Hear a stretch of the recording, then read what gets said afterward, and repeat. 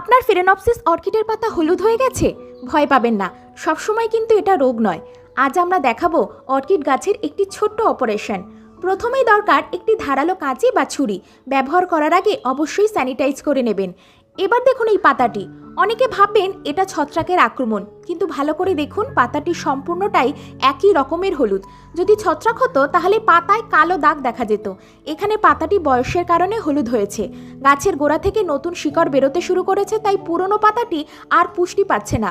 গরমকালে পাতার ফাঁকে জল জমে ফাঙ্গাস লাগতে পারে বা অন্য রোগ হতে পারে, তাই আমরা এটাকে সরিয়ে দিচ্ছি। প্রথমে কাঁচি দিয়ে গোড়ার একটু আগে থেকে পাতাটি কেটে নেব।